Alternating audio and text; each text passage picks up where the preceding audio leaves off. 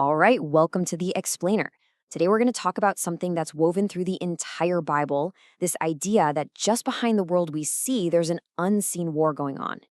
And look, this isn't just some metaphor for good versus evil, right? The Bible actually presents it as a fundamental reality of our existence. To really get a handle on how it affects humanity, we've got to go all the way back to the beginning. Okay, so let's get right into it. Where did this whole spiritual battle even begin, according to the biblical account? Well, the story in the Bible doesn't actually start with humanity. It points to this rebellion in the heavens, where some really powerful spiritual beings decided to turn against God. And, this isn't just a vague idea. The New Testament in 2 Peter gets super specific. It talks about a swift and decisive judgment for these rebellious angels, locking them away in what the original Greek text calls Tartarus, which is this unique place of confinement until the final judgment. Okay, but here's where it gets really interesting, and this is a key distinction.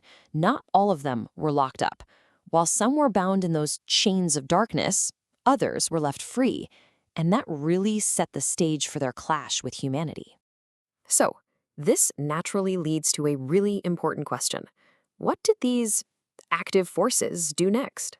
Especially as people started to rebuild civilization after the Great Flood. So their whole game plan, right, it was pretty sneaky. Instead of just open warfare, they aimed to corrupt humanity from the inside out. They wanted to hijack worship, basically, by weaving themselves into the very fabric of human cultures, religions, and even governments. And this slide right here, it gives us two perfect examples of this in action. You've got the united rebellion of humanity at the Tower of Babel, and then you have the incredibly complex system of false gods that was set up in ancient Egypt. So let's focus on Egypt now, because this is where things really escalate into one of the most famous showdowns in the entire Old Testament. When you think about the 10 plagues in Egypt, it's easy to see them as just random acts of destruction. But that's not the whole story. The narrative frames this as a cosmic smackdown, really, a direct power-on-power confrontation. This is where the God of Israel, YHWH, is shown taking apart the authority of Egypt's gods, one by one. And this is where the strategy just becomes so incredibly clear. I mean, look at this. This chart maps it all out. Each plague was a targeted, calculated takedown. The plague of darkness, that wasn't just random. It was a direct shot at Ra, the sun god.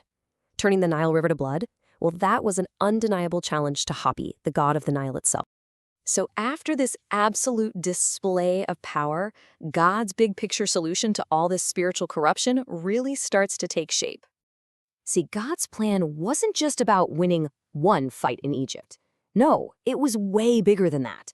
It was about starting something brand new, forming a nation, Israel, that was specifically designed to be a kind of sanctuary, spiritually walled off from the world's corrupting influences. And that's the key takeaway here, right? All those detailed laws given to Israel about what to eat, how to worship, they weren't just random rules. They were designed to be a kind of spiritual shield, a protective barrier against all this demonic influence that was so widespread. And you can just feel the impact of this victory in the song the Israelites sang right after they escaped. This verse from Exodus says it all, basically asking, who among the so-called gods can even compare to YHW? So, this whole saga, this whole piece of history, it all builds up to one single, enduring choice that just echoes through the rest of the Bible.